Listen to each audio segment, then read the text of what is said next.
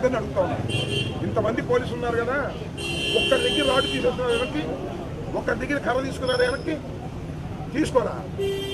నన్ను మాత్రం చంద్రబాబు అరెస్ట్ చేయమని అంటారు. అబ్బాయిని చంద్రబాబు అరెస్ట్ చేస్తారంట. నేను పారిపోనాయా, ఇంట్లో ఉంటా, వచ్చి తీసుకెళ్ళనన్నా. ఇందాక వచ్చారు ఇంట్లోకి, బరబర వచ్చారు ఆ OCCI. మళ్ళీ ఏమంటే ఇప్పుడు వద్దు అనుకున్నారేమో, మళ్ళీ వెనక్కి వచ్చారు. అరెస్ట్ చేస్తే కోర్టులో ప్రొడ్యూస్ చేస్తే, రిమాండ్ చేస్తే రిమాండ్కి వెళ్తాను, జైల్లో ఉంటాను, సంగతి తేలుస్తాను. చంద్రబాబు గుర్తుపెట్టుకోమని కూడా మనం భయపడేవాడు కాదు ఈ అంబటి రాంబాబు. భయపడితే రాజకీయాల్లోనే ఉండలేదు. ఇంకా మనం అడుగుతారా? బాగా తెగించినట్టున్నారు. తెగించడం కాదు, గత్యంతరం లేక పిల్లిని గదిలో పెట్టుకొలితే ఏమైంది, పూలేవదా? అంతే, మేము కూడా పూలవుతున్నాం. అంతకు మించి అరెస్ట్ చేస్తామంటే పారిపోవాలా? అరెస్ట్ చేస్తామంటే బతినాడాలా? అరెస్ట్ చేస్తామంటే యాంటిసిపేటర్ బెయిల్కి వెళ్ళాలా? అరెస్ట్ చేస్తామంటే దాపుకెళ్ళి ఎక్కడ వీళ్ళు దాపుకోవాలా? అలాంటి తత్వం కాదు నాది. ఫ్రమ్ ది బిగినింగ్ మొట్టమొదటి చెప్తున్నా, తెగింపు కాదు ఇది. పిల్లిని పెట్టి కొడితే పూలవుతుంది. అదే మా పిల్లలన్నీ పుల్లు అవుతాయి. సార్, కర్రలతో మీ పైన హత్యాయత్నానికి పాల్పడిన వారిని వదిలేసి వాళ్ళ మీద ఏం యాక్షన్ తీసుకోవాలి? అరెస్ట్ చేయడానికి వచ్చారంటే, అరే పోలీసులు ఎక్కడ ఉంటే కర్రలు పట్టుకుంటే, పోలీసుల సమక్షంలోనే రాడ్లు పట్టుకుంటే, పోలీసుల సమక్షంలోనే పెద్ద పెద్ద కట్టెలు పట్టుకుని మా కారు మీదకి వస్తుంటే నన్ను దిగొద్దని ఆపారు తప్ప ఆపారండి. ఇది ఎలా ఉంది అటు రాష్ట్రంలో జరగాల్సింది. సంవత్సరం అయింది, ఇంకా చాలా పరిపాలన ఉంది. దుర్మార్గం చేయకూడదు, ధర్మంగా ఉండాలి. కొద్దిగా మొగ్గుంటే ఉండండి తప్ప అలా అంతా అటే మొగ్గుంటే ఎలాగా? ఇందాక బాగా వచ్చిన ఇంటికాడ తిట్టింది సరే, మా వాళ్ళు ఎంటపడ్డారు అనుకో, అది వేరే విషయం. వాళ్ళు కూడా పిల్లులే, అప్పుడు పులే వచ్చేసేదే ఉంది.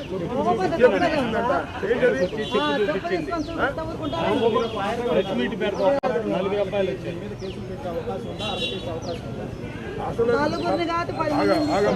ఆగమ్మా, నువ్వు చట్టం తెలుసు నాకు, లాయర్గా ఉన్నాను. చట్టం ప్రకారం ఈ ప్రభుత్వం పోతుంది. చంద్రబాబు లోకేష్ అరెస్ట్ చేయమంటే అరెస్ట్ చేస్తారు. అరెస్ట్ చేసిన కూడా కేసు పెడతారు. ఇప్పుడు అరెస్ట్ చేస్తారా, ఇంకా 2 కేసులు పెడతారు. పాపం నన్ను ఏ విధంగా నిర్బంధించాలి, ఏ విధంగా జైల్లో పెట్టాలని ఆలోచన చేస్తాను. అంతే కదా, చట్టం నడుస్తుందబ్బా. నాకు అర్థం కాదు, చట్టం నడుస్తుంది ఇక్కడ, నడవట్లేదే. పోలీసు రాజ్యాంగం నడుస్తుంది, రెడ్ బుక్ నడుస్తుంది. We are ready to face everything. ఇంకా నేను సిద్ధపడ్డా, వాళ్ళు చేయకపోతే కదా. ఎందుకంటే నాకు వచ్చే నాకు కూడా గవర్నమెంట్లో పనిచేసే కదా, నాకు కూడా సమాచారం ఉంది. చంద్రబాబు ఆదేశించాను అరెస్ట్ చేసేమని. సిద్ధపడ్డా, సిద్ధపడ్డా నేను. వాళ్ళ ఇష్టం, ఇంకా అరెస్ట్కి సిద్ధపడ్డాను. నన్ను తిట్టాడు కాబట్టి అరెస్ట్ చేయమని చంద్రబాబు నాయుడు గారు డీజీపీని ఆదేశించాడు. డీజీపీ వాళ్ళకి ఆదేశించాడు. డిఎస్పీ గారు వచ్చాడు. లేదా డిఎస్పీ గారు మీరు కింద పార్టీ ఇప్పుడు భరోసా జగన్మోహన్ రెడ్డి గారు పార్టీ ఇప్పుడు భరోసా ఉంటుంది. నన్ను ఎవరు కూడా నేను పుట్టింది తప్పు అని ఎవరు చెప్పడం కాదు.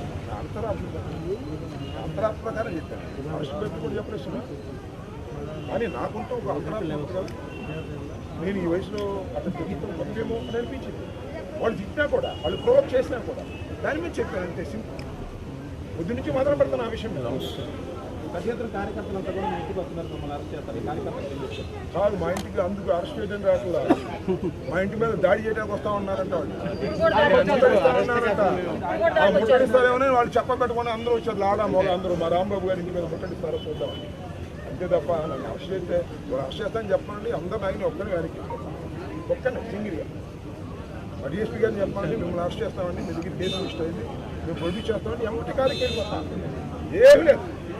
నా సెల్లన్నీ ఇంటికి అడిచేసి కారికి వెళ్ళిపోతే వీళ్ళందరినీ కూడా కామ్గా ఉండిన అబ్బాయి నేను చట్ట ప్రకారం చేర్చుకుంటానని చెప్తా. అది అంబటి రాంబాబు అంటే. డిఫరెంట్గా ఉంటాడు ఈ రాంబాబు.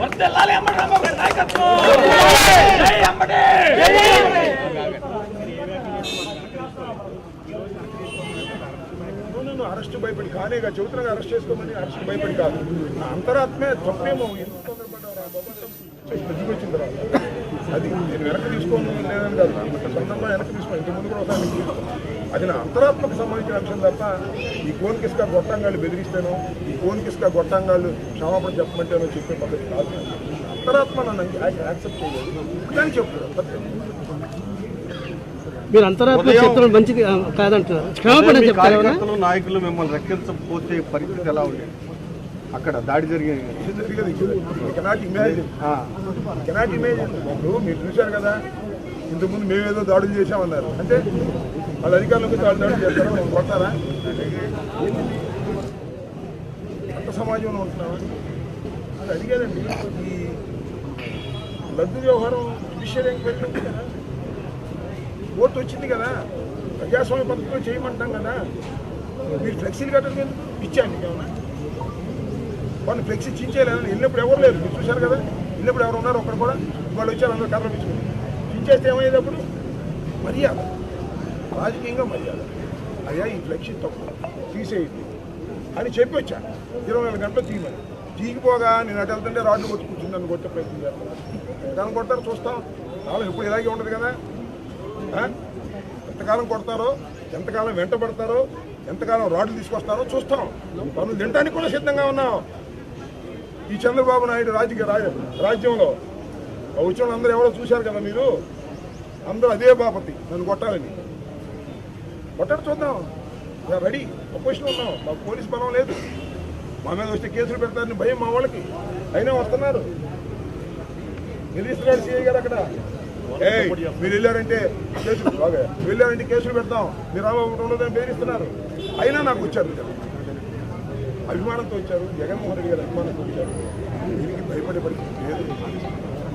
వాంట్ అరెస్ట్ అది వాళ్ళ ఛాయిస్, నా ఛాయిస్ కాదు.